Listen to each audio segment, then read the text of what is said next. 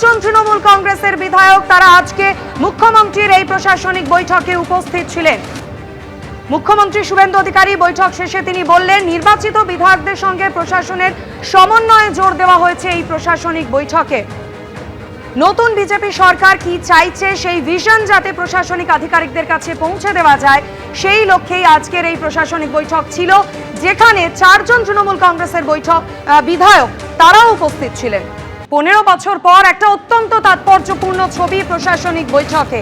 3টি জেলা নিয়ে কল্যাণীতে মুখ্যমন্ত্রী শুভেন্দু অধিকারীর এই প্রশাসনিক বৈঠক, যেখানে শাসক দলের অর্থাৎ বিজেপির সাংসদ বিধায়করা ছাড়াও উপস্থিত থাকলেন তৃণমূল কংগ্রেসের 5 জন সাংসদ বিধায়ক, যার মধ্যে একজন সাংসদ কাকলি ঘোষ দস্তিদার এবং 4 জন বিধায়ক উপস্থিত ছিলেন। বিস্তারিত জানতে কথা বলে নেব প্রতিনিধি উজ্জ্বল মুখোপাধ্যায় আমাদের সঙ্গে রয়েছেন। উজ্জ্বল, 2 ঘন্টা পর বৈঠক শেষ হয়েছে। শুধুমাত্র যে 4 জন তৃণমূল বিধায়ক একজন সাংসদ উপস্থিত ছিলেন তাই নয়, যে ছবি আমরা এই মুহূর্তে দর্শকদের দেখাচ্ছি, একেবারে মঞ্চে মুখ্যমন্ত্রী শুভেন্দু অধিকারী 4 জন দায়িত্বপ্রাপ্ত মন্ত্রীর পাশাপাশি একই জায়গায় জায়গা পেয়েছেন তৃণমূল সাংসদ কাকলি ঘোষ দস্তিদারও।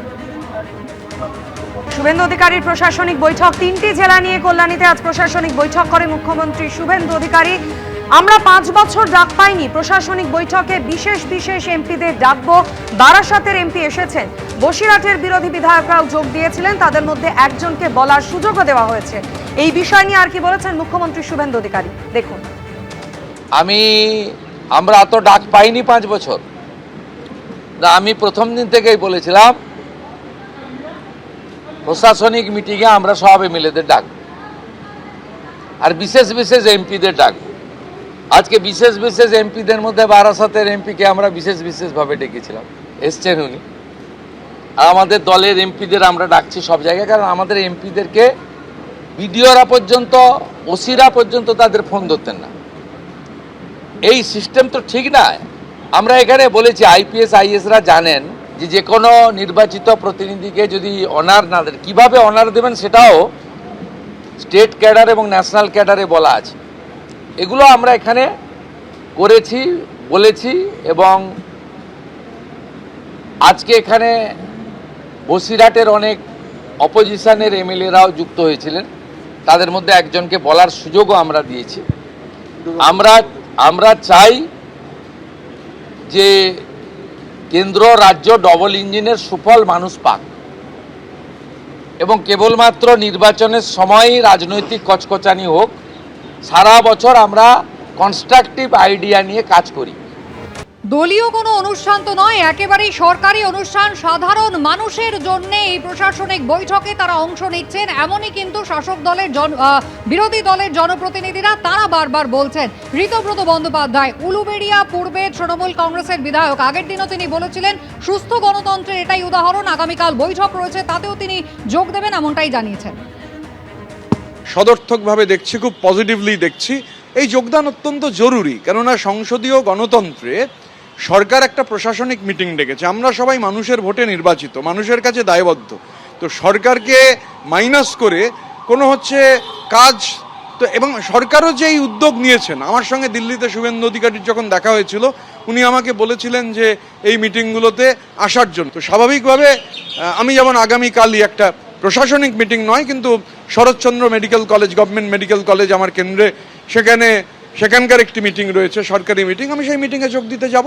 অন্যতম শক্তিশালী কণ্ঠস্বর, শক্তিশালী কলম, কবির সুমনের একটা বিখ্যাত গান আছে, বিরোধীকে বলতে দাও, বিরোধীকে বলতে দাও, বিরোধীকে বলতে দাও তোমার ভুলের ফর্দ দিক। গণতন্ত্রের জন্য এটা খুব জরুরি যে বিরোধীর কথা বলতে পারা। দুর্ভাগ্যজনকভাবে একটা ধারাবাহিকতা ছিল যেখানে বিরোধীরা ডাক পেতেন না, এটা স্বাস্থ্যকর নয়। অর্থাৎ 6 জন তৃণমূলের বিধায়ক তারা উপস্থিত রয়েছেন। তৃণমূল সাংসদ কাকলি ঘোষ দস্তিদার তিনি উপস্থিত ছিলেন আজকের এই প্রশাসনিক বৈঠকে। উজ্জ্বল মুখোপাধ্যায় সরাসরি আমাদের প্রতিনিধি রয়েছেন আমাদের সঙ্গে। উজ্জ্বল, মুখ্যমন্ত্রী শুভেন্দু অধিকারী বেরিয়ে এসে একেবারে স্পষ্টই বললেন নির্বাচিত বিধায়কদের সঙ্গে প্রশাসনের যে সমন্বয় তাতে এবার গুরুত্ব দেওয়া হচ্ছে, অর্থাৎ বিরোধী যে নির্বাচিত জনপ্রতিনিধিরা বৈঠকেও অংশ নিলেন তাদের বক্তব্য, তাদের পরামর্শকেও সমান গুরুত্ব দিয়ে দেখা হবে।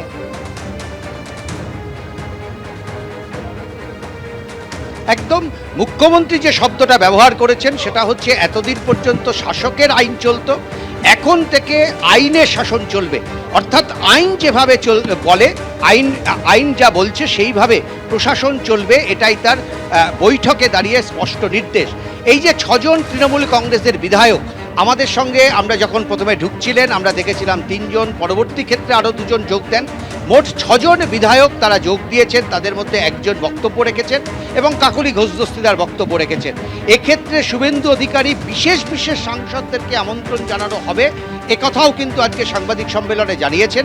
এই বিশেষ সাংসদ হচ্ছেন তারাই যারা আগের ঘটনা নিয়ে অনুতপ্ত এবং যারা মুখ খুলতে শুরু করেছেন, তাদেরকে আমন্ত্রণ জানানো হবে। শুভেন্দু অধিকারী বলেছেন যে এই যে 3টে জেলা নিয়ে যে বৈঠক, সেখানে কাকলি ঘোষ দস্তিদারকে শেষ মেলায় তিনি ফোন করেন, তার সচিবালয় থেকে ফোন করা হয় এবং তাকে এই বৈঠকে আমন্ত্রণ জানানো হয়েছিল এবং তিনি এই বৈঠকে উপস্থিত ছিলেন। এবং মুখ্যমন্ত্রীর কথা অনুযায়ী কাকলি ঘোষ দস্তিদার তাকে ব্যক্তিগতভাবে বলে গেছেন যে একেবারে এই ধরনের বৈঠকে এসে অত্যন্ত ভালো লাগছে, আমি অত্যন্ত খুশি। ফলে দেখো, আজকের বৈঠকে মুখ্যমন্ত্রী একাধিক কর্মসূচি ঘোষণা করেছেন, কিন্তু বৈঠকে একেবারে অন্য একটা চিত্র উঠে এলো যে মোট 68 জন বিধায়ক এই 3টে জেলা মিলে, তার মধ্যে 15 জন হচ্ছে তৃণমূল কংগ্রেসের বিধায়ক। সেই 15 জনের মধ্যে 6 জন বিধায়ক তারা কিন্তু বৈঠকে যোগ দিলেন।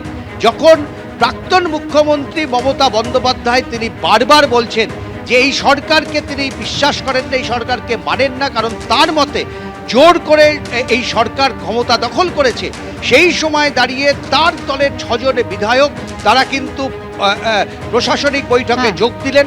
তার দলের একজন সাংসদ, গুরুত্বপূর্ণ সাংসদ, তিনি প্রশাসনিক বৈঠকে যোগ দিলেন এবং শুভেন্দু অধিকারী কার্যত বার্তা দিলেন যে একসঙ্গে মিলে সরকারের কাজ করতে হবে। এবিপি আনন্দ, এগিয়ে থাকে, এগিয়ে রাখে।